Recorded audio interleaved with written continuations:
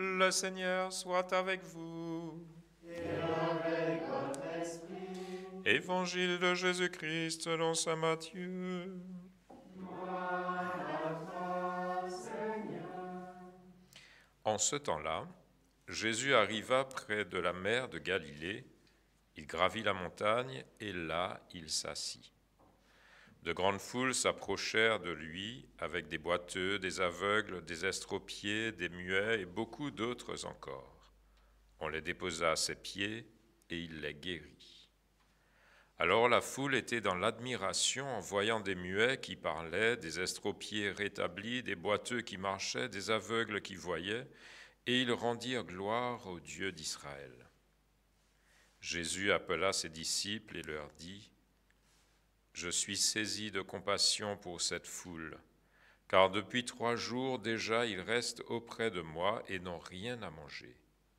Je ne veux pas les les renvoyer à jeun, ils pourraient défaillir en chemin. » Les disciples lui disent : « Où trouverons-nous dans un désert assez de pain pour rassasier une telle foule ?»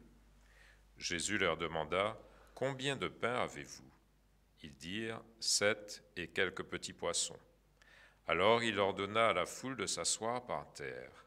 Il prit les 7 pains et les poissons, rendant grâce, il les rompit et il les donna aux disciples et les disciples aux foules. Tous mangèrent et furent rassasiés. On ramassa les morceaux qui restaient, cela faisait 7 corbeilles pleines. Acclamons la parole de Dieu. Louange à toi, Seigneur Jésus.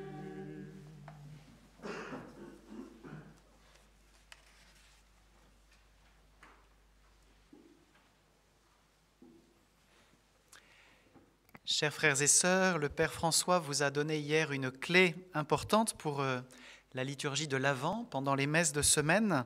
Le fil rouge qui nous conduit, c'est le livre du prophète Isaïe.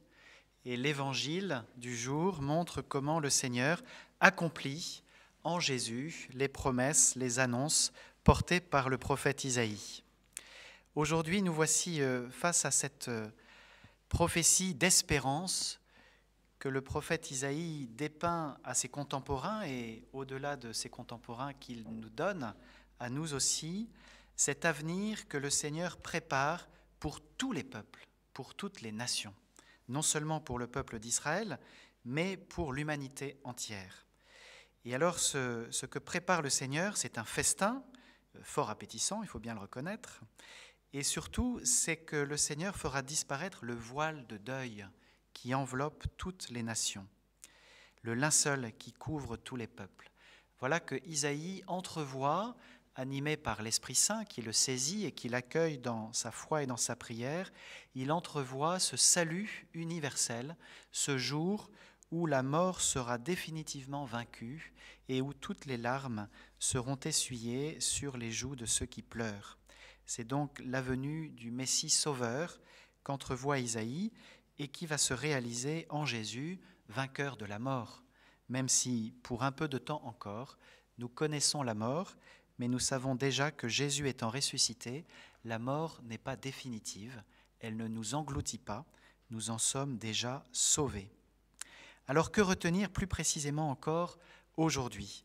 Eh bien, je vous propose de souligner un mot que l'on retrouve aussi bien chez Isaïe que dans l'Évangile selon saint Matthieu, c'est celui de la montagne.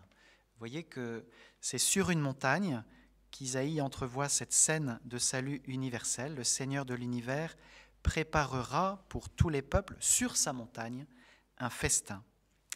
Et voilà que c'est bien sur une montagne, près de la mer de Galilée, que Jésus gravit, qu'il s'assit et que de grandes foules s'approchèrent de lui et qu'il guérit tous ces malades qu'on lui apporte.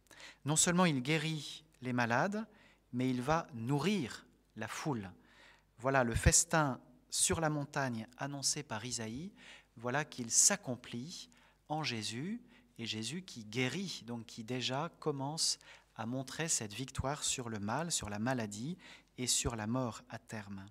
Alors ce festin, il peut nous paraître un peu frugal. Isaïe avait promis des viandes grasses et des vins capiteux. Sur la montagne, on va se contenter de pain et de poisson. Donc il y a en général dans l'accomplissement fait par Jésus une certaine simplification, une certaine sobriété qui nous conduit finalement à une dynamique qui va de l'extérieur, du sensible, vers l'intérieur et le spirituel. Et force est de reconnaître que nos messes, s'ils sont déjà la réalité anticipée du banquet eschatologique, voilà, du festin messianique, eh bien la messe c'est quand même assez sobre au niveau gastronomique. Vous voyez, hein, c'est un pain azime, donc un pain qui n'a pas levé, et puis le vin devenu sang du Christ par la consécration, il est en général réservé aux prêtres. Donc vous voyez que les aspects extérieurs du festin sont encore assez ténus. Mais cela nous invite justement à entrer dans une communion spirituelle. Alors vous qui êtes à distance, eh bien vous êtes pleinement dans cette expérience où le Seigneur vous invite à ce festin, à ce banquet, pour vous nourrir, non pas d'abord de viande grasse et de vin capiteux ce midi, mais de sa parole, qui est le pain vivant, qui est vraiment cette nourriture de l'âme, qui peut vraiment donner sens et vitalité à notre cœur, et pour vous nourrir aussi de son offrande au Père à laquelle vous vous associez avec nous qui sommes dans la chapelle, en priant au cours de cette prière eucharistique où Jésus s'offre en sacrifice pour nous et pour le monde entier. Voilà, nous sommes donc bien spirituellement sur la montagne du Seigneur à chaque fois que nous participons à la messe et nous vivons bien cette multiplication des pains où le Seigneur vient nourrir chacun.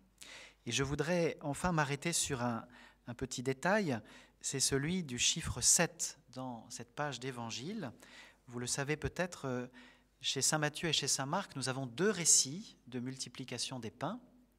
Jésus a vraiment nourri régulièrement ses disciples, mais surtout à travers ces récits, il y a une signification profonde, c'est que chez saint Matthieu, dans le premier récit, il y a 5 pains et 2 poissons qui sont démultipliés après la prière d'action de grâce et que Jésus confie à ses disciples pour les porter à la foule.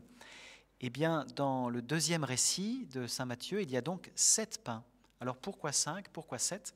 Eh bien, c'est assez simple quand on a le code. 5, cela évoque le peuple d'Israël. Voilà, ce sont les 5 rouleaux de la Torah, les 5 livres du Pentateuque, le début de la Bible. Et donc le chiffre 5 montre que Jésus est le Messie d'Israël qui vient sauver son peuple, le peuple de la première alliance. Et pourquoi 7 ? Eh bien parce que 7, dans la tradition biblique, c'est un chiffre qui correspond aux nations païennes. Voilà, avant que le peuple hébreu entre en terre promise, il y avait 7 nations païennes qui habitaient sur la terre promise. Et voyez, là encore, saint Matthieu a à cœur de montrer que Jésus accomplit le prophète Isaïe. C'est sur la montagne qu'il nourrit la foule. Isaïe avait promis un festin sur la montagne et Isaïe annonçait un festin pour tous les peuples, pour toutes les nations. Et voilà que Jésus va nourrir aussi tous les peuples, toutes les nations, puisqu'il y a 7 pains qui vont se démultiplier et qu'à la fin, il restera même 7 corbeilles pleines. Donc le don de Dieu n'est pas épuisé. Toutes les nations sont invitées. La mission de l'Église est de rejoindre toutes ces nations à travers tous les siècles. Notre mission de disciples missionnaires, c'est non seulement de nous laisser rassasier sur la montagne du Seigneur ce midi, mais d'être aussi témoins que ce festin, eh bien tous y sont invités. Alors soyons invitants au repas du Seigneur. Il n'est pas que pour nous, mais pour l'heure, laissons-nous nourrir par le Christ Sauveur. Amen.